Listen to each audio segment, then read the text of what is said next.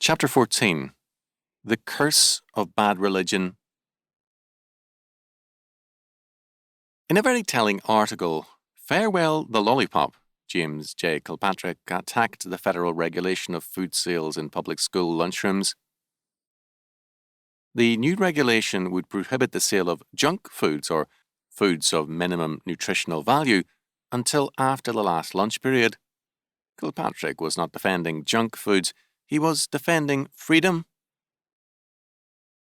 What is at stake is the issue of whether or not a central government can act in loco parentis, in the place of a parent, or as the superior and true parent. Quote, in a free society, we contend the government is the servant and the people the masters. We reject the Orwellian nightmare of government as big brother, perpetually watching over our shoulders. End quote. From our perspective, in such regulations, the state is doing more than act as a parent. It is playing God. In one area after another, the state is working to eliminate the possibility of sin, that is, humanistic sin, by regulating and controlling man in society to try to make temptation impossible.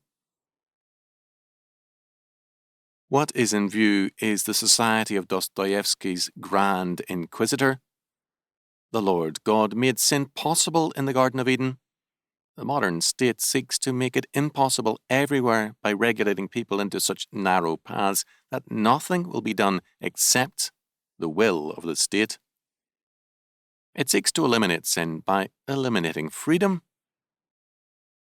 In another very fine article, the economist Thomas Sowell deals with the mythology of prices, that is, the assumption that high prices come from greed, whereas low prices are a result of virtue. Prices, he points out, are not determined by the arbitrary will of sellers, but by the realities of the marketplace, cost, supply and demand, etc. Supermarkets, he points out, make about 10 cents on $10 worth of groceries.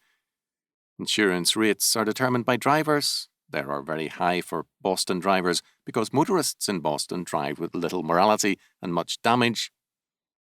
High rents in low-income neighbourhoods are not a product of greed, but of high crime costs, vandalism, damages, deadbeats and the like. He adds, quote, perhaps the biggest reason why politicians want us to believe that prices are determined by greed is that they don't want the voters to blame them for the inflation that always follows in the wake of continued government deficits. End quote. Again, we have here a religious problem. Men love to believe that the evils of the world were caused by someone else and that they are the innocent victims. The more easily they can point a finger at a conspiracy, and conspiracies are real, or a profiteer, or anyone else, the more innocent they become in their own eyes. A man, incompetent, arrogant, and opinionated, who had laid waste his own and his wife's substantial inheritances, was very vocal about rigged markets and how he was cheated. He himself was about as trustworthy as a $3 bill. It was a moral necessity for him to believe in his innocence and the evil of all who prospered. Our problem is the curse of bad religion. Humanism gives us a religion in which either man or the state play God, and man playing God comes closer to being the devil himself. In a textbook for a college economics course, this religious nature of the new economics is plainly set forth. Ritter and Silber, the authors, begin chapter 2 thus, quote, the Bible begins with the creation of heaven and earth. Money and banking textbooks also begin with the creation of money by commercial banks. Creation ex nihilo is a favorite explanation in both cases. Unable to demonstrate the biblical creation out of nothing, we'll do the next best thing. Show how banks create money out of nothing. In order to see how it works, let's go into the banking business ourselves. End quote. This is an obvious fact, clearly and simply set forth by two very able men. This creation out of nothing, this playing God, is clearly recognized as such by virtually all, save the pietistic churchmen. Theirs is a faith in surrender and retreat.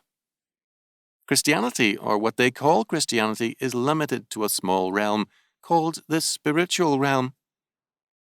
What such pietists forget is that if even an atom is left outside the total government and word of God, man will use that area as an arena in which to play God. To limit the scope of Christianity is to limit God and to enthrone man as God in all the abandoned areas. The Lord God has not abdicated any area of heaven and earth to man or to Satan, and for any man to limit the scope of God's government and world is to limit God. Thus, at the root of all bad economics is a bad religion, a false morality. To re-establish sound economics requires, therefore, a return to a truly biblical faith, to a belief in the sovereignty of God, the harmony of all interests in God's plan and decree, and to the faith that God's law governs every sphere of life and thought. Bad economics has behind it bad religion, and bad religion produces, among other evils, bad economics. We shall not deal with the root problem of inflation and economic distress until we turn to the whole law word of God.